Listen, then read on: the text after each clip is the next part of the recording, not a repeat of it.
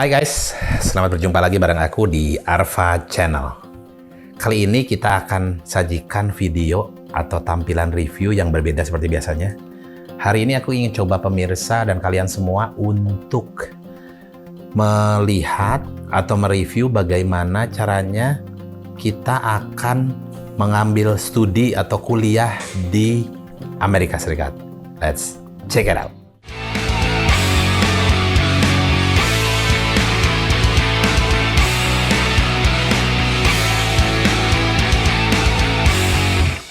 Nah, bagi sebagian orang, berkuliah di Amerika merupakan suatu impian. Bukan berarti bahwa kuliah di dalam negeri di Indonesia jelek. Sangat-sangat banyak universitas di Indonesia cukup baik dan terkenal. Berkuliah di Amerika, kita harus pikirkan lebih matang. Pertama, jalur pendidikan apa yang akan kita ambil?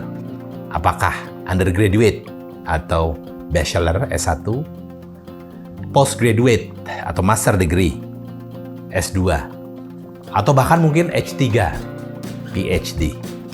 Nah, kita coba lihat possibility-nya satu-satu. Di Amerika, untuk undergraduate ataupun sarjana, ada salah satu state, which is Washington State, yang menawarkan program cukup menarik bagi calon mahasiswa untuk studi di sana. Salah satu program yang ditawarkan adalah anak-anak SMA di sini yang masih usia cukup muda, let's say baru kelas 2 SMA atau 3 SMA, bisa langsung studi di sana. Dan itu merupakan pengakuan begitu dia mengambil college, untuk beberapa tahapan berikutnya bisa dihitung sebagai sarjana.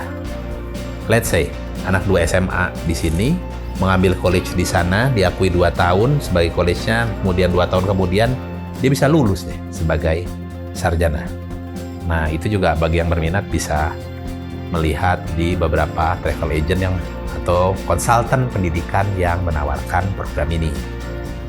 Untuk bersekolah di sana, khususnya kita bahas master degree atau S2, hal utama adalah kita memperhatikan faktor lokasi. Nah, faktor lokasi ini adalah faktor nomor 1. Maksudnya bagaimana? Kita harus tahu di mana area atau state kita akan mengambil mata kuliah atau studi tersebut. Misal, apakah kita akan mengambil studi di wilayah West Coast? Di situ ada Los Angeles, San Francisco, ada California, dan sebagainya. Di situ adalah kita bisa pilih apakah memang kita ingin mengambil studi di universitas-universitas di kota-kota tersebut. Ataupun jangan-jangan kita ingin di East Coast. Ada Washington, Philadelphia, New York, Boston, dan masih banyak lagi, New Hampshire di situ. Nah, ini perlu kita definisikan dulu. Atau mungkin jangan-jangan di sentral, di tengah ya. Di situ ada Texas, Arkansas, Oregon, Orlando, dan sebagainya. Nah, ini merupakan faktor pemilihan pertama yang harus aku lihat pertama kali, karena akan menentukan di mana kita nantinya akan kuliah.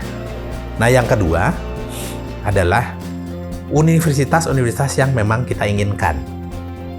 Misalnya, mungkin kalau kita ingin berkuliah di Boston, di situ ada Massachusetts, ada Harvard, ada Northeastern, dan sebagainya. Atau mungkin di Washington, di situ ada Georgetown University. Di Chicago ada University of Chicago, di Los Angeles ada Caltech dan sebagainya, UCLA, Stanford, dan sebagainya. Nah, ini menjadi faktor kedua yang harus kita pilih. Kita mau di universitas mana untuk kita menuntut studi master kita. Berikutnya yang ketiga, pastinya adalah biaya.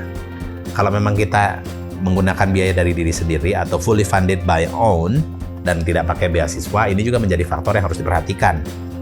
Karena per masing-masing kampus mempunyai biaya yang berbeda-beda. Yang keempat, kalian bisa lihat dan masuk ke website masing-masing universitas yang kalian inginkan, seperti apa prosedurnya, persyaratannya, masa studinya akan berlaku, dan sebagainya. Ini nanti dengan kesemua hal ini, kalian bisa memutuskan di mana kalian akan coba apply. Oke? Di episode berikutnya, kita akan melihat persyaratan apa aja sih yang biasa untuk diperlukan masuk S2 Master Degree di Amerika Serikat. Bisa jadi ada tes Inggrisnya, TOEFL, IELTS seberapa besar, ataupun Duolingo. Ada lagi juga surat dari sponsornya, dari profesor, dari rekan kerja, dari atasan, ataupun juga yang pasti ada personal statement dan esai yang harus kalian isi. Nah, ini akan kita bahas detail di video berikutnya. Let's check it out.